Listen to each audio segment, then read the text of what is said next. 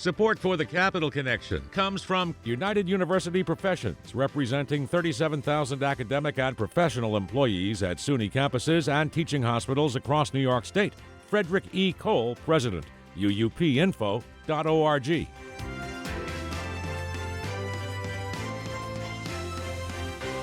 It's the Capital Connection. Hi, I'm David Gustina. Joining us this week is Murad Awawdeh, President and CEO of the New York Immigration Coalition.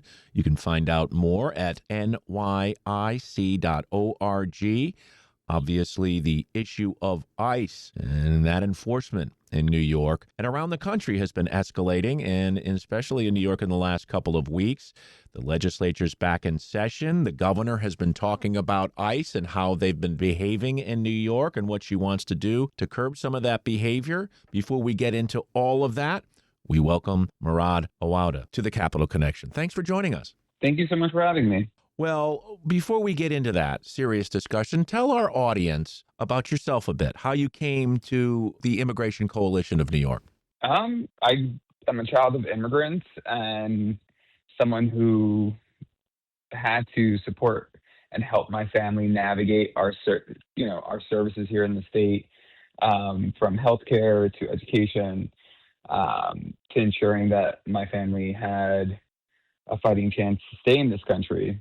And I grew up organizing around other environmental issues, and then quickly realized that my family was just as impacted as every other family, and I wanted to do more to support folks who called this state home. And then that's what led me to the NYC, and almost 13 years later, here we are. Yeah, and what a place to be at the center of what is dividing America. Now, you had a major press conference this week in Albany to push the legislature into action. And as I said, the governor would seem to be on your side. She said in her State of the State that New York will not allow the use of state resources to assist in federal immigration raids on people who have not committed serious crimes, end quote. So it seems to me you have a powerful ally. Tell us about your relationship with the governor and your plans going forward for the 2026 session. We applauded the governor's State of the State address, talking about our communities and making sure that all of New York is defending every New Yorker. We have shared values on how we want to defend New Yorkers, but different paths in getting there. We want to pass the New York for All Act, which would completely prohibit state resources being used to collude with immigration enforcement. And, the governor wants to protect, sensitive locations and restrict a certain amount of money going to law enforcement agencies that would prohibit the agency from being able to work with immigration enforcement. And what we're seeing across the state is local police departments are and local counties are signing on to become 287G partners, which is pretty much deputizing local officials and, becoming federal immigration enforcement agents, which is not their job. If you are, a police officer in Nassau County, your job is not to be, an ICE officer and just be expected to uphold what is your job, the first job, which is public safety, and at the same time undermine that job by telling the very same people who you have been convincing it is safe to go to the police with any issues that they're going to get tricked and trapped in their county or their city. So that's sort of where we are at right now. We want to make sure that no resources go to support no state resources go to support immigration enforcement, because again, that's not what our tax dollars should do. They should be bettering our state, not harming our communities. He is Murad Awawdeh, President and CEO of the New York Immigration Coalition, on this week's Capital Connection. Murad, you mentioned sensitive locations. Explain that to our listeners. I would assume one of them is courthouses. Yeah, courthouses are sensitive locations as well as schools and hospitals. You also have places of faith. So those would all be considered, sensitive locations. And, that is also important. But I think the most important thing that we can do in this moment is not just protect our sensitive locations, but also protect our communities and our state resources by passing the New York for All Act. How does that impact the issue of the sort of federal immunity that goes along with ICE? I mean, you want to protect sensitive locations, but they're still going into courthouses. They're still trying to get into schools. I see a story today about a 5-year-old boy who was, quote, used as bait when they picked him up at the school to draw the parents out of the home. So when a federal agency acts with impunity, with no restrictions, how can the state stop that? That's a great question. The first way the state can stop that is by making sure our state tax dollars and our resources are not going to support what they're doing. So that's why we have to pass the New York for All Act. Secondly, Senator Myrie has introduced the New York State Civil Rights Act, which would give people, New Yorkers, the right to sue ICE agents if they violate their civil rights. So that is an additional accountability measure that the governor also mentioned in her State of the State, of making sure that when New Yorkers are attacked, that they have a pathway to get recourse. Well, here's the other part of this that I'm wondering about. Maybe you can help us, Murad. The idea of New York City police, for example, there's been some protesting going on about ICE and what they're doing down in New York City. I saw some video. I don't know if it's real, but it made me think of this. Can't police, whose jurisdiction is New York City, let's say, a New York City police officer, arrest an ICE officer if they're masked and they're detaining people and they're not really a city law enforcement agency? Well, I don't think that is part of a solution here. What we're seeing is Donald Trump enabling and creating these incredibly dangerous conditions where he has created an even more lawless, even more rogue agency than we've ever seen before, who has been violating the law day in and day out. There is an article that was just released saying that the Department of Homeland Security has allowed ICE agents to, ignore the Fourth Amendment of needing a warrant. That's not what our Constitution says. That's not what our democracy should be pushing forward. This all comes down to, do we want to continue to live in a democracy, or do we want to live in fascism? That's the main question here. And if you want to live in a democracy, the way you do that is by fighting for your democracy. And to do that, you have to step up and make sure that you are doing everything that you can to keep our democracy alive and well. And the way that democracies die is when the people who live in that democracy don't take action and don't actually speak up for what's just. So I would say ensuring that we have a thriving democracy means having these laws like New York for All, the New York State Civil Rights Act, access to representation, because everyone should have a lawyer when they're going in front of an immigration judge. That's all part of what makes us a democracy. Even us fighting to create new bills, that's part of a democracy. It's the people asking their elected representatives to deliver on their behalf. That is what a democracy is. Murad, very eloquent. I agree. And, maybe one of the things that would motivate people and should motivate people is the fact that the people who are dealing with this on the ground, and you know this all too well as the son of Palestinian immigrants, the people that get hurt the most are the children, aren't they? Yeah. And, we just saw how ICE is using children to lure other family members out of their home. They detained a 5-year-old and now have moved that 5-year-old to Texas with their father. And they were trying to use the 5-year-old to lure out other family members so that they can detain them as well.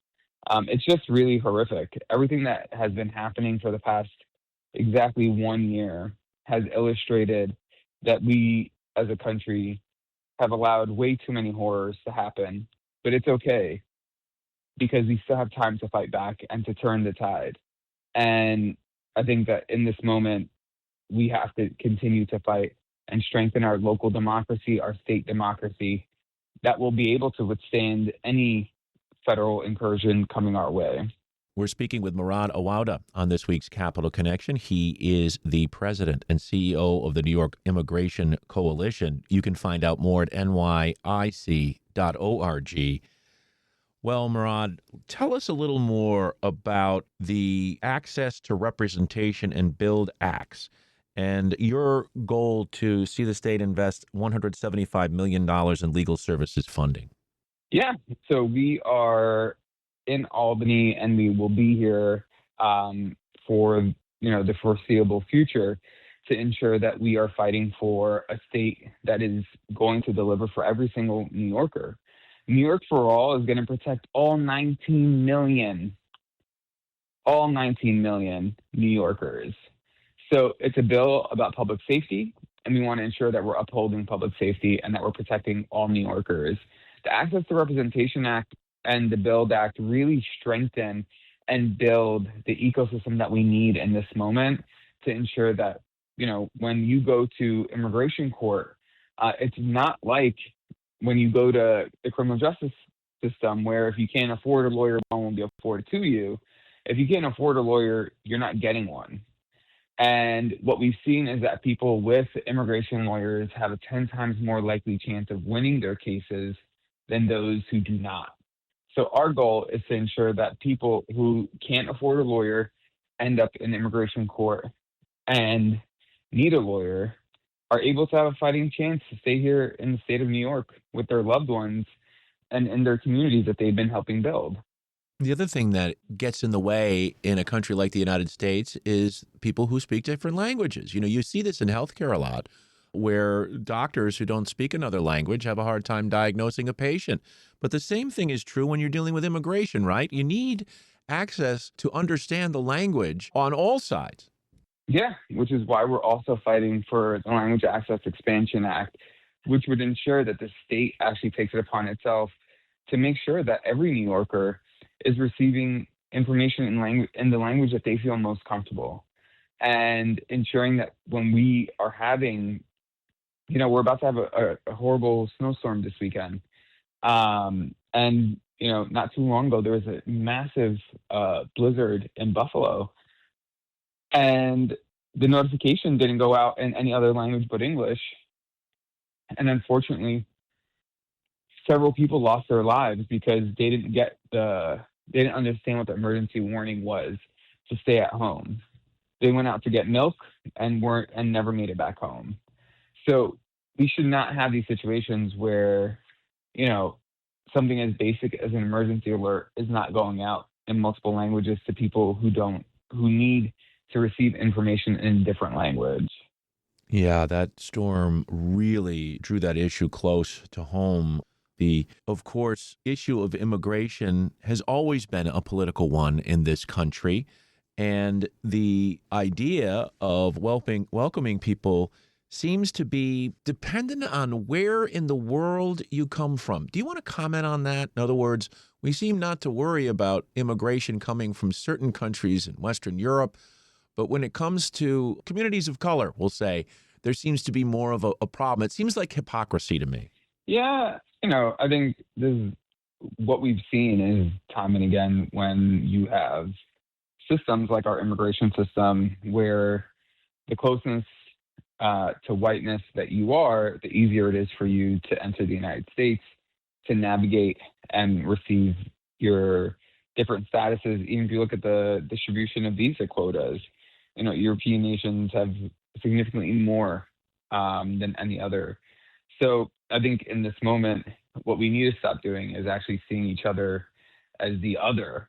And all we're trying to all do is live a good life, support our families, and really build a better state for the generations to come.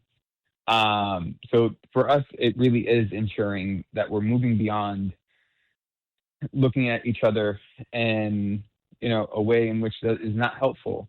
We all have so much more in common than we don't. So that's why it's important and critical that we continue to push in this moment, not just for these common sense policies like New York for All and access to representation and the Build Act and expansion of support for civic engagement across the state, but that we're doing it in a really intentional way to build again a New York state that's going to continue to thrive. Well, help our listeners understand. Put a face on this issue. You had impacted individuals at your press conference. Tell us about one or two of them and what their stories are. We had an individual who was originally from Afghanistan, supported the United States in the war that happened there. And when the government there collapsed, they were sent to the United States and have been trying to build their lives here. Many people who did not adjust from the humanitarian parole are now stuck in this limbo and are in need of support to get help to be able to stay here, because if they were to be sent back, their lives would be immensely harmed. Or at the worst, the unfortunateness of it is they may potentially be killed for their support of the United States. So, they spoke about the incredible need of ensuring that local law enforcement aren't colluding with federal immigration enforcement to trick people in getting them detained. And then the same goes for when people are detained, ensuring that they have the resources that they need for, an attorney and making sure that they're able to get an attorney. So we heard from many speakers. Everyone shared really incredible stories of, their ability to continue to fight forward and think through how they're able to, ensure that they can continue to call New York home. And it's not just, they're not sharing their story simply for themselves. They're sharing it for the millions of other New Yorkers who are in the same position as them. Yeah. Well, we're talking with Murad Awawdeh.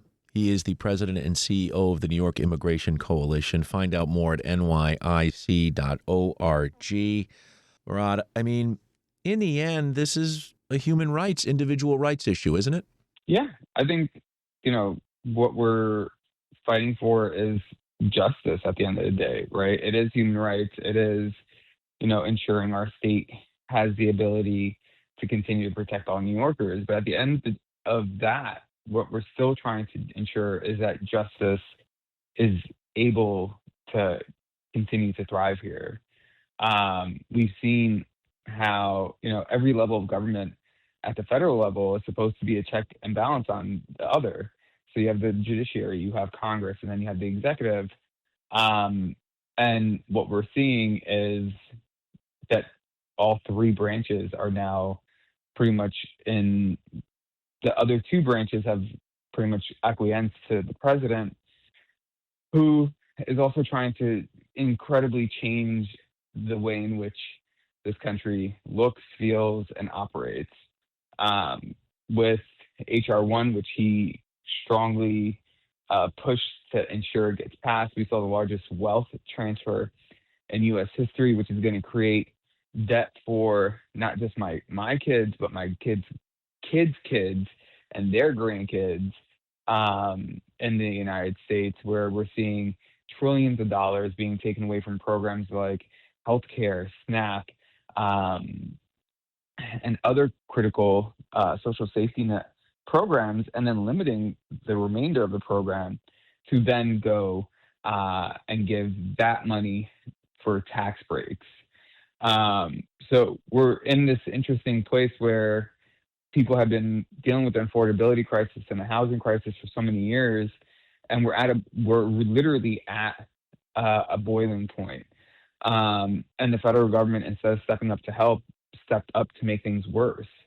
Not just with HR 1, but with the tariffs, which the consumer is then having to cover. So all this is to say is that a lot of folks are feeling this immense pressure of life. And instead of our federal government providing avenues for relief, they're making it even harder. And they're doing their campaign and their attacks on immigrants as a way to distract people from seeing the larger picture of what they are actually doing. So Yeah, and it I think really it's turns, important. doesn't it turn people off to Washington? I mean, let's face it, this is a problem that Democrats and Republicans and the Congress and the executive, they could all be working together to deal with the immigration issue. There are issues. There needs to be reform. We need to allow people who are seeking asylum to come into the country. We need people who are working on their citizenship through the courts to be left alone. And we need people who aren't here in the country properly or legally to be deported, or what needs to be done in that regard. And I think all people would like to see this dealt with, but politicians in Washington continue to use it as a political football. Yeah. So this is, what we believe in is a just and fair system, one that's equitable. And we have to start with the people who've been in this country and have not been able to adjust their status or be able to get status.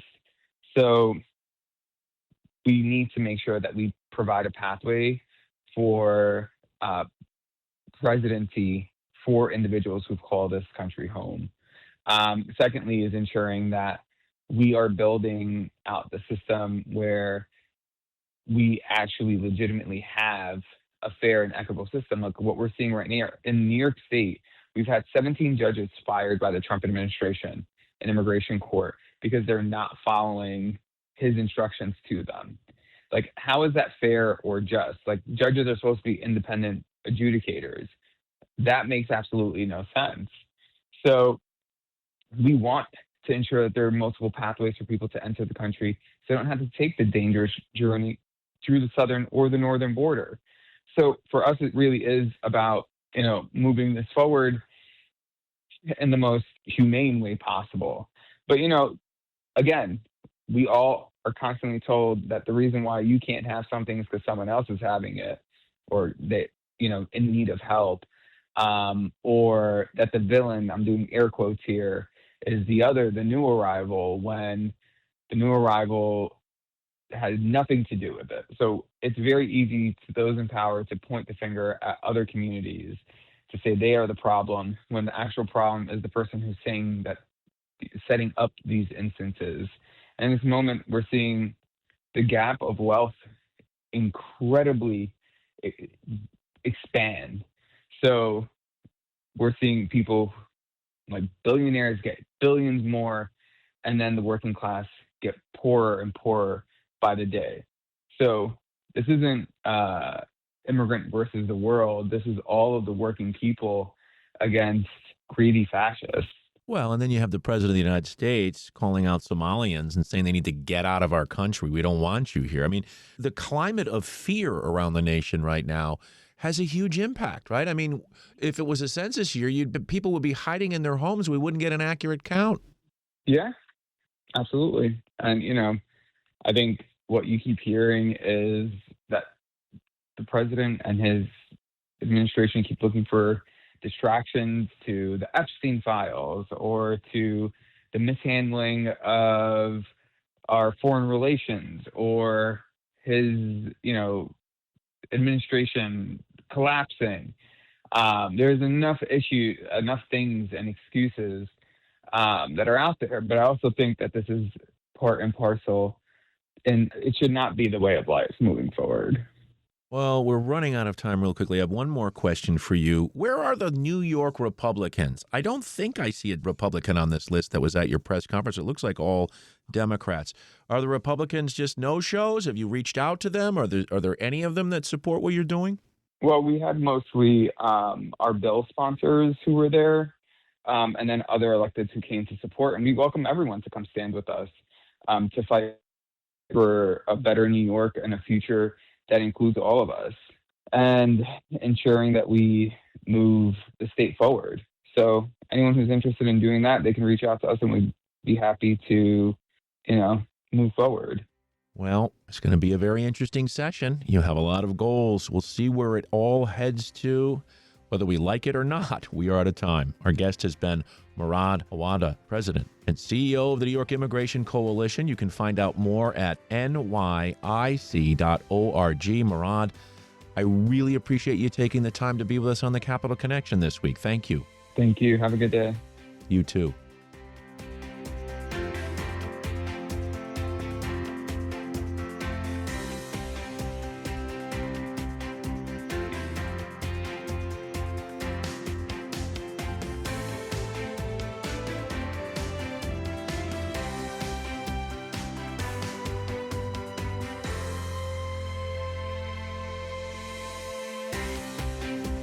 The Capital Connection is a production of WAMC Northeast Public Radio. You can listen to The Capital Connection anytime at WAMCpodcast.org or anywhere you get your podcast. And join us again next week at this same time for another political conversation. For The Capital Connection, I'm David Guistina.